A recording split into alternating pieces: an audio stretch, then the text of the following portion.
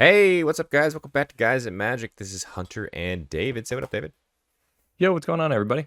We are back taking a look at the Squirreled Away Precon from Bloomborough. That's right. We're doing the $300 upgrade for this. If you guys haven't already seen it, check the description down below for the $100 upgrade because this is a direct sequel. Isn't that right, David? This is a direct sequel. Perfect. So let's remind the people kind of what the deck wants to do. Talk to me about Hazel of the Rootbloom. Yeah, so the Precon is going to be helmed by it. And then for the purposes of this upgrade, we're sticking with Hazel as the commander as well. So Hazel of the Rootbloom is 2, a black, and a green. 4 mana, you get a 3/5 legendary creature, Squirrel Druid. And it has an ability that you can tap it, pay 2 life, and tap X untapped tokens you control to add X mana in any combination of colors. It also has an ability that says that at the beginning of your end step, you create a token that's a copy of a target token you control. If that token is a squirrel, instead you create 2 tokens that are copies of it. So this is basically going to be like a big mana dork, so long as we have a lot of tokens. And then it also wants to create tokens that are copies of other tokens we control. And it does have that additional reward that if they are squirrels, you'll make 2 of them instead of just 1. Yeah, always good to have a mana dork that can make a ton of mana as well as just continuously to make tokens. I love it. So let's go ahead and jump straight into these additions. But before we do, I just want to remind everybody that this is just, like we said, this is Hazel the Rootbloom. If you wanted to see the Odd Acorn Gang, check the description for our Patreon link. It's over there. Yeah, but this is a sequel. So all of the cards that you see on the screen, David, you are keeping from your $100 upgrade, correct? Yes, they are all making the transition over. Perfect. And once again, if you guys wanted to see the reasoning behind that, check the description for that $100 video. But before we jump into the new additions, let's hear a word from our sponsor. Hey, what's up, nerds? Today's video is sponsored by our good friends over at Evoke the Art, Bespoke Token Series. If you're looking for another way to upgrade your decks, Evoke the Art's got you covered. Their complete set comes with 50 tokens, 45 of which are double-sided, offering a diverse range of artwork and utility. Head on over to zaxxamastudios.etsy.com to pick up yours today. You can find the link in the description. Once again, huge thanks to Evoke the Art. Now let's get back to the video. All right, Dave, let's get into these brand new additions, starting with some creatures. Yeah, so before I actually dive in with this, I do want to go ahead and just emphasize something. I know that the deck is called Squirreled Away. You're going to see some cards that I've thrown in here that don't actually really care so much about squirrels. Looking at the Precon straight out of the box, it's kind of like an odd Golgari deck in that it has a lot of token generation, not just squirrels, but just like tokens in general. So a lot of like food and treasure and I don't know, other creature types as well.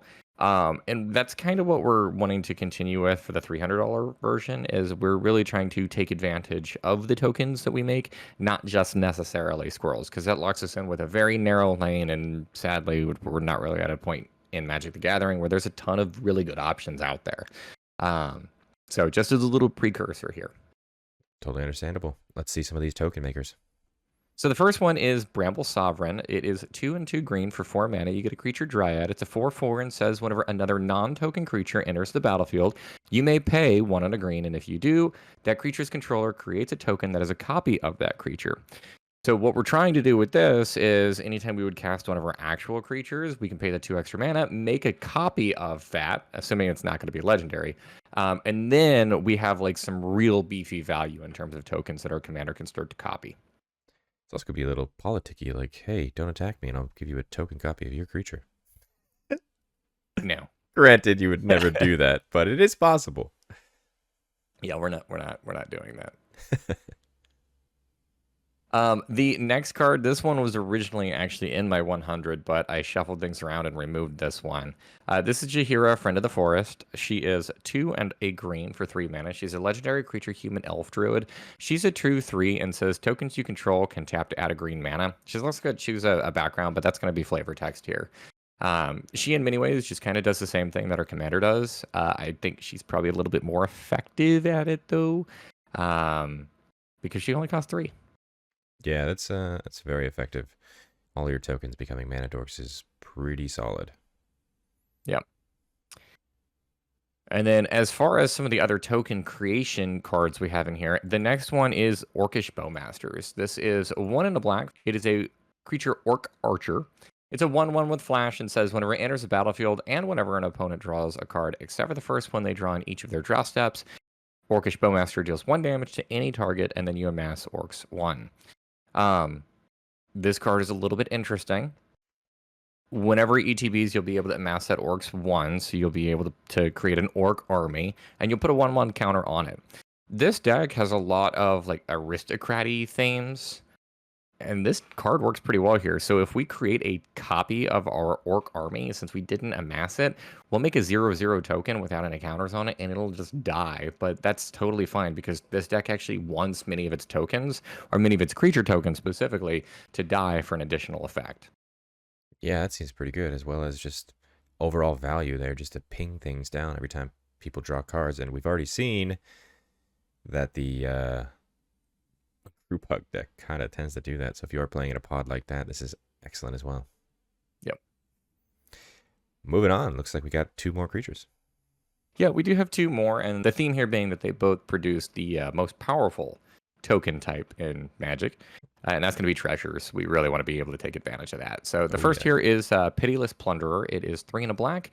It's a creature human pirate. It's a 1/4 and says whenever another creature you control dies, you create a treasure token. As I mentioned beforehand, this deck has a lot of like aristocrat-y feels, and just cards that like you want to be able to sacrifice your creatures, and you don't really necessarily care if they die. So Pitiless Plunderer slots in here, works very well with this deck. The other card is Grim Hireling. This is 3 and a black for a creature Tiefling Rogue. It's a 3/2 and says whenever 1 or more creatures you control deal combat damage to a player, you'll create 2 treasure tokens.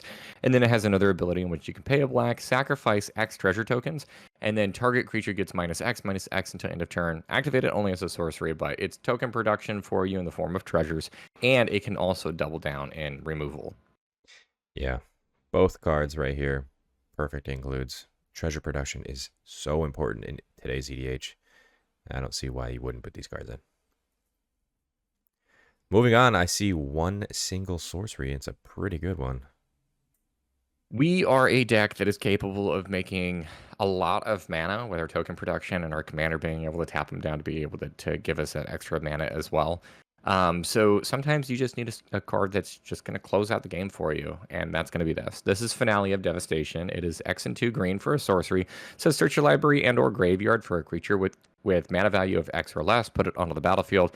If you search your library this way, you shuffle it, and then if X is 10 or greater, creatures you control get +X and gain haste until end of turn. You probably want to wait until you can actually make X be 10 or greater. We do have a Craterhoof Behemoth that we included in the 100, so you can go grab that, put that into play, and that should be enough for you to just win the game. That should be enough to win the game for sure. I think would be pretty overwhelming late game. This is pretty much an alternate win con here. Yep. And I'm seeing 1 artifact you added that is one of my favorites. Talk to me about this. Yeah, so I got a little bit of feedback whenever it came to the $100 deck as to why I did not include this card. Basically, what it comes down to is like whenever I build these decks, I shuffle them around a bunch. I typically build like 2 or 3 different versions of them and kind of refine them from there. This was in the deck for the 100 for a pretty significant portion of time, but I mean, it just didn't make the version that we published for the video, whether it be just like, I don't know, budget constrictions or whatever it may be. But this is Helm of the Host. It is 4 mana for a legendary artifact equipment. It says at the beginning of combat on your turn, you create a token that is a copy of equipped creature, except the token is not legendary, and that token gains haste. It's got an equip cost of 5. Yeah. So a little bit on the expensive side, but I mean, this does the same kind of thing as like Bramble Sovereign, where we're trying to make not just tokens, but like really meaty, powerful, and impactful tokens of the cards we've actually included in our deck. So if we need to, we can maybe get like an additional copy here of like our commander in play. We can grab maybe, I don't know, an additional copy of like a Chatterfang because this doesn't care about the legendary clause. There's a lot of just kind of like crazy shenanigans you can do with Helm of the Host. The equip cost is hefty, but it is so worth it with that. It makes it non-legendary clause. I mean, just continuously to make those, it's insane. I am seeing 2 enchantments here as well. Talk to me about these ones. Yeah, so 2 enchantments, first of which is Parallel Lives. This is 3 and a green for an enchantment. It says if an effect would create 1 or more tokens under your control, it creates twice that many tokens instead. So our commander would make 4 squirrels or 2 tokens if they're not squirrels. I don't know. This is a token deck, and this is a wonderful card in any kind of like token deck. This allows us to go from building out like a really go wide strategy to like an overwhelmingly go wide strategy. Mm-hmm. One of my favorite And then cards. the next card, I normally don't double down on these effects. However, in the 100 just through playtesting, the other copy of this, kind of copy of this, or others, the other effect like this did a lot of work. So I'm going to put in Grave Pact. This is 1 in 3 black. It's an enchantment. And it says, whenever a creature you control is put into a graveyard from the battlefield, each other player sacrifices a creature. We are running Dictate of Erebos as well, so that's kind of what I was alluding to. These effects are very, very powerful. They can help to just kind of like lock down a board and really just kind of create a state in the game where you're allowed to have creatures and your opponent just can't get anything going. So Grave Pact, very powerful. Dictate of Erebos, really powerful. If you get both in play, your opponents are really preying on some enchantment removal. Yeah. The Dictate put in work. I'll just say that real quick for the $100 upgrade Precon battle. But I can see Grave Pact also putting in that amount of work. And finally, I do see a bit of a land package here. What do we got? Yeah, so we are only a 2-color deck. And one of the benefits of that is that means that we don't necessarily have to be like super stressed on our mana base. We can start to include in a lot of just colorless utility lands. I mean, we're going to be able to hit our colors. It's going to be fine. But with that being said, there are a couple of like utility lands that are really impactful and work very well in a deck like this. So the first one that I have here is Mirror Pool. This is a land that always enters the battlefield tapped. I know you're probably thinking, what in the world is going on here? I absolutely despise that line of text, but I promise this card has a reason. You can tap it for a colorless. You can also pay 2 and a colorless to tap it and sacrifice it to copy target instant or sorcery spell you control. You may choose new targets for the copy. Don't really care about that. What I do care about, though, is that last ability here where you can pay 4 and a colorless, and you can tap it and sacrifice it to create a token that is a copy of target creature you control. So you can do this as just like instant speed if they try to remove one of your things, or you can do this to just like make a copy of the biggest, most scary, impactful creature that you have. It's quite the button to press if you need it. It is. It is a little bit difficult in that you do specifically have to have colorless to funnel into this, but as I just mentioned, I mean, we have a fairly decent number of colorless lands, as well as things just like the talisman and alternative ways for us to be able to make colorless mana. For sure. I also have the Shire in this list. The Shire enters the battlefield tapped unless you control a legendary creature. You can tap it for a green, or you can pay 1 and a green and tap it, and tap an untapped creature you control to make a food token. So it's just a little token enabler. It's pretty nice on a land. Mm-hmm. Fountain Port is one of the new cards from Bloomburrow. It is a land that you can tap to add a colorless, or you can pay 2 and tap it to sacrifice a token to draw a card. You can pay 3 and tap it, pay 1 life to create a 1/1 blue fish token, or you can pay 4 and tap it to create a treasure token. Everything about this card is exactly what this deck wants to be doing. Seems like a really easy include. 3 more lands here, the first of which are going to help us out a little bit more when it comes to color fixing. We're going to throw in Deathcap Glade. This is a land that enters the battlefield tapped unless you control 2 or more other lands. You can tap for both a black or a green. And Overgrown Tomb, that's the shock of this color combination. It is a swamp and a forest. You can tap it for either a black or a green, and it says, whenever it enters the battlefield, you may pay 2 life. If you don't, it enters tapped. The last land that we are going to include in this, and this is kind of just because we had the budget for it and it's really good with tokens. This is Field of the Dead.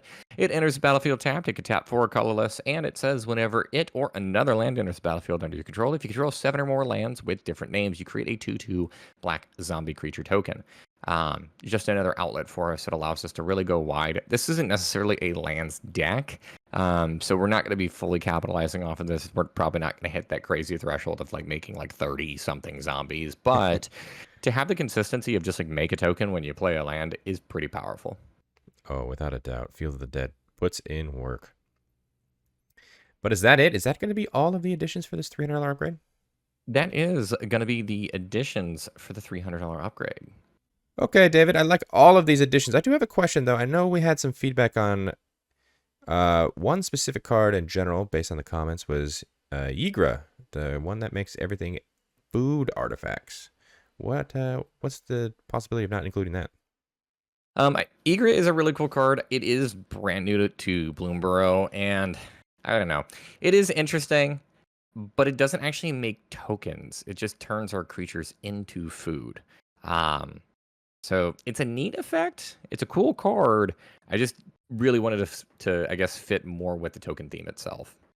I gotcha. That's understandable. Let's go ahead and move on to the cuts. It's the hard part to do for this video because we don't like to cut cards out of a precon sometimes. So let's go ahead and jump into this. First and foremost, though, we are a sequel. So everything on the screen right now are keeping from the $100 upgrade, right? All of the additions and all the cuts are going to remain consistent from the 100 and the 300. Perfect. So let's go ahead and start with these new cuts. Talk to me about some of the creatures that aren't making the list. I love how you started off the transition for this of being like, man, this comes to the hard part where we're going to remove cards from our precon. This was not hard. There is, I think, one card that I cut here and was like, I still kind of like it, but it's not my favorite. And we're going to start off with that card. This is Chittering Witch. It is 3 and a black for a creature human warlock. It's a 2/2. It says whenever it enters, you create a number of 1/1 black rat creature tokens equal to the number of opponents you have. You can also pay 1 and a black and sacrifice a creature. Target creature gets -2/-2 until end of turn. It makes a couple tokens. It kind of does removal, and it does have a sack outlet there that you can take advantage of. I guess my problem with this is there's already cards in the deck that fulfill all of those requirements. And it makes rats. If this made squirrels, then I would probably keep it in the list. But just because of the fact that like it doesn't make the creature token type that I really care about. Yeah, I get that. Seems like an easy cut. Honored Dray Leader is next on the chopping block. This is 2 and a green for a creature squirrel warrior. It is a 1/1 with trample and says whenever it enters, you put a +1/+1 counter on it for each squirrel and or food you control. It also has whenever another squirrel or food you control enters, put a +1/+1 counter on Honored Dray Leader. You can go ahead and comment down below right now on why it is you hate me cutting this card. I'll tell you why I like you cutting this card. It's just selfish. It's very one-dimensional. It doesn't help the whole deck. Helps itself only. And yes, eventually it'll be a really buff squirrel, but I don't see it really being impactful. Yeah, I don't like the big beater-esque aspect. This one I will give it a pass in some certain lists. I think this deck is fine. Or I think this card is fine. It's relatively cheap. It does have trample, so it's going to be able to push in for damage. It cares about a creature type. And I know that this deck is named after that creature type. This is not a squirrel deck. I feel like Squirreled Away is away with squirrels. It's such a weird precon to me, and that like I feel they had a really good opportunity to take squirrels maybe in a new kind of fun direction that they chose just not to. And a lot of the new cards for this precon do not make squirrels. It's very odd. So, yeah, I don't know. I'm cutting this card. Yes, it can get a little bit bigger. There are still obviously ways that you can make squirrel tokens, and there are still a couple of squirrels, actual creatures in the deck. So, it's not a dead card, but to me, it's like I don't know. I don't care if this is a 6/6 or a 7/7. I'd rather be doing something more impactful. Yeah, I get it. Insatiable Frugivore is up next. This is 3 and a black. It's a creature rat berserker. It is 2 and a 4. It says whenever it enters, you create a food token. Then you may exile 3 cards from your graveyard. If you do, you repeat this process. It also has another ability in which you can pay 4 mana to sacrifice X foods. Creatures you control get +X/+O and gain menace until end of turn. If you have a lot of foods, this card is really cool, but it's not a squirrel. It kind of eats up our graveyard, which, like, I don't know. It's fine. I feel like this is like a poster child for what the deck originally was like supposed to have been in like a forge style deck where it's like you're making a lot of food tokens and you're capitalizing on that. But I don't know. Maybe that was just like too close to like Food and Fellowship or something and they wanted to deviate. But it's a neat card. Yeah. It just doesn't do enough. I see another handful of creatures. What are we getting rid of? Yeah, Moonstone Eulogist is 3 and 2 black, one of the other new creature cards specifically for this deck. It's a creature bat warlock. It's a 4/4 with flying and says whenever a creature an opponent controls dies, you create a blood token. It also says whenever you sacrifice an artifact, you put a +1/+1 counter on Moonstone Eulogist and you gain 1 life. I'm I'm gonna be upfront and honest. That second ability there, where you can sacrifice your things, like no, that's flavor text on this card. I don't care about gaining 1 life. I don't care about making this a slightly bigger flyer. It's fine as a 4/4. I don't know. I just like that ability is not doing anything for me. And this is a deck that oftentimes cares about its own things dying, and its first ability doesn't trigger off that. It only cares about your opponent's things dying. The best thing about this card is that it makes a blood token, which I guess you can copy with your commander, but I don't want to be spending my target of like what I'm going to copy on a blood token whenever there's so many more impactful things. Yeah, blood tokens I don't feel like are too strong. They're good in a pinch, but there's never something I hopefully want to create. Yeah. Plague Crafter is the next creature we're going to be removing. This is 2 and a black creature, human shaman. It's a 3/2 and says whenever it enters, each player sacrifices a creature or a planeswalker. Each player who can't discards a card. This is in the deck because the deck is kind of Golgari aristocracy. Mm-hmm. Has nothing to do with tokens, has nothing to do with squirrels, has nothing to do with the deck. Yeah. Yeah, easy cut there. I mean, it helps a little more with the deck that you've built, but it's still not doing enough. It's yeah, I don't know. I just feel like it's not.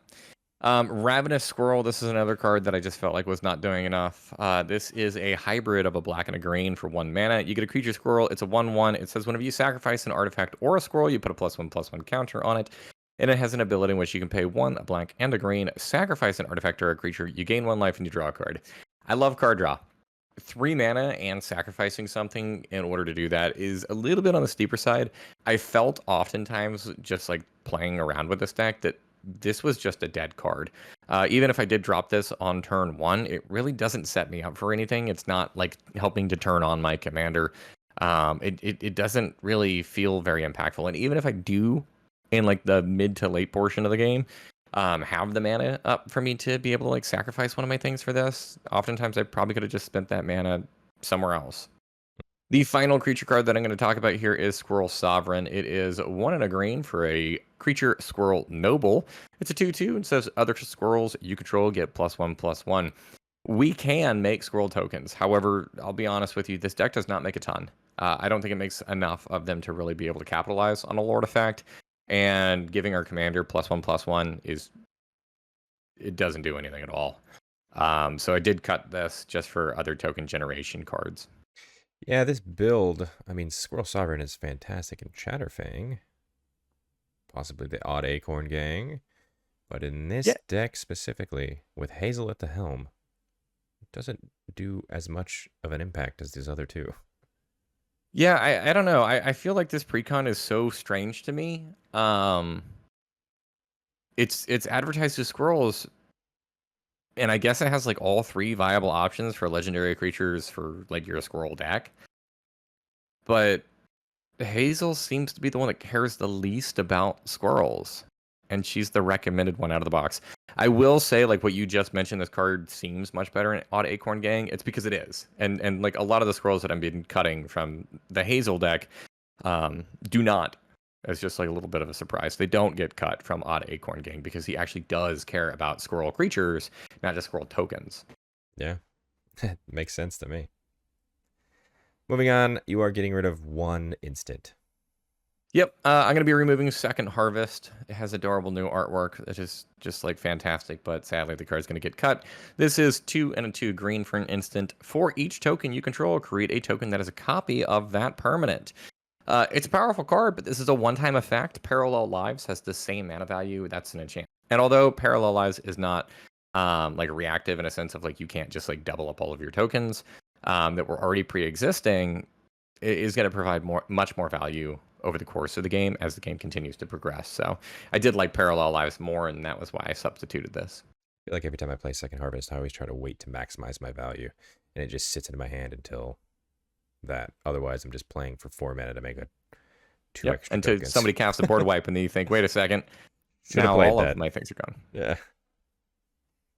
And finally, we did talk about the land base in the additions. We are removing quite a bit more. Yeah, so we're going to be refining the mana base by a bit. The first 2 cards, part of a cycle, Barren Moor and Tranquil Thicket. These lands enter the battlefield tapped. Barren can tap for a black, Tranquil Thicket can tap for a green, and then they both have a cycling ability where you can pay 1 mana to just discard it and draw a card. I feel like these are cute. They're flexible little cards. I'm not the biggest fan of them, especially not in like a 2-color deck. There's other ways for us to be able to do like card advantage and just be able to draw cards, and I don't necessarily want it stapled onto a land that, if I do need it as a land, it just comes in tapped and is a little bit slow and clunky. Pop quiz. Why do you think Barrenmore is an uncommon and Tranquil Thicket's a common? Not gonna lie, I just realized that. And I was thinking about that exact same thing as I was talking. I was like, this is really strange because those are the same set symbol. Like this came out at the same time. I have no idea. Yeah, I have no idea either. Maybe someone in the comments can tell us exactly why these two from the same cycle are different rarities. Well, so for Commander products, typically they'll do the rarity based off like the number of appearances it makes. So like if a deck contains, like if 2 decks contain the same card, chances are it's probably not a rare. It's going to be an uncommon. That way it'll fit into both. Maybe that's the case here. Maybe, I don't know. Seems like a bad reason. Yeah. Moving on. Okay. Next up, not necessarily part of the cycle, but pretty much the exact same card. This is Terramorphic Expanse and Evolving Wilds. The way that these cards work is you can tap them, sacrifice them, search your library for a basic land card, put the land onto the battlefield tapped, and then shuffle your library. These cards do the exact same thing. Evolving Wilds and Terramorphic Expanse, I don't know. I feel like in a 2-color deck you don't need them. Like in a Precon of like a 3-color deck, I understand why they're included in there, just to make sure that you are guaranteed hitting your colors. But here it's like you're gonna get at least both of your 2 whole colors at some point. You'll be okay. Yeah, it's funny because in my animated army upgrade, which is just Gruul, 2-color, red, green, they did the exact same thing, and I removed them also and said the exact same reason. We're a 2-color deck. We're gonna hit our colors eventually. I'd rather draw another land rather than these 2. Absolutely. Haunted Mire. This is a land that is a swamp and a forest, and it always enters the battlefield tapped, but it can tap for either a black or a green. It's just slow. It's cute, and that is like kind of supposed to be like fetchable. It's got the basic land types on it, but this is not a basic land, so like Terramorphic Expanse, for example, cannot grab this. I just don't like this card. It's slow. Yeah. Oran Reef, the Vastwood, is also getting cut. This one enters the battlefield tapped. You can tap it for a green. You can also tap it and put a +1/+1 counter on each green creature that entered the battlefield this turn. This is my favorite land that I am removing, and you could probably convince me to put this back into the deck because there is the opportunity for us to be able to go wide. Most of the swirls that we make are going to be green as well, so like I can see this, but this card oftentimes taps for a green and came in tapped. Yeah. And that's kind of what it's doing the majority of the game. Yeah, you're not really a counter deck either, so it doesn't really matter. Yep. And then the final card we're going to be cutting, good old fashioned piece of broccoli. We're going to be cutting a forest. Piece of broccoli, leaving the deck. Yep. But again, is that it? Is that all the cuts? That is going to be it. That is all of my cuts. All right. I love it. I'm excited to play against this deck. I'm also terrified of what you added and kind of how you built the deck. But the question remains. We gave you $300 to upgrade this deck. What is the total amount of money you spent to upgrade it?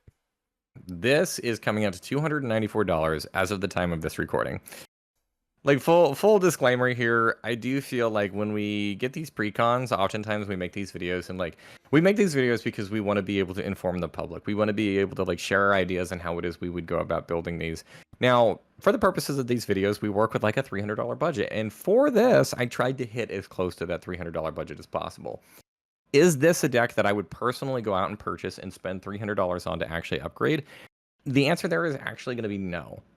There is an alternative route, and luckily, like there are other legendary creatures that you can run at the helm here. Sadly, I just don't think Hazel really does it. I don't think that she's very effective as a commander, so wouldn't necessarily recommend the $300 upgrade there. If you're wanting to pick this up because you like squirrels or you're new to Magic the Gathering, by all means, go do so. This is a functional deck. It's got a lot of like really cool synergies and strategies into it. But if you are somebody who's a little bit more vetted into the game and you do have $300 that you're looking to spend, I would argue take a look maybe at the other commander or possibly even the tertiary option. Chatterfang. I agree with you. If you want to do squirrels, go the Chatterfang route. I think that's what we've been saying here. Yeah. Or even Odd Acorn Gang. I think that one's really cool. But that's the backup. That is the backup. And you can check it out on our Patreon. That is true. Link down below in the description. But yeah, I think you have already answered the question I was going to ask of what do you feel about the deck. So let's just go ahead and move on. If you guys like this video, hit that like button. Subscribe to the channel if you haven't done so already, so you're staying up to date with all of these videos that we're putting out pretty consistently. And in the description, you'll find links to our social accounts. That's X, that's TikTok, that is Instagram. @GuysThatMatter for each one. Follow us on those as well. On the screen right now, that's all of our Patreon subscribers. Thank you guys so much for your added support. It really does mean the world to us. If you guys wanted to check out what they are seeing, which is not here on YouTube, including what David mentioned, the backup commander, the Odd Acorn Gang, and the direction that David built that deck, check the description for our Patreon and consider subscribing. And until the next video, hope you guys have a great rest of your day. Peace. Later.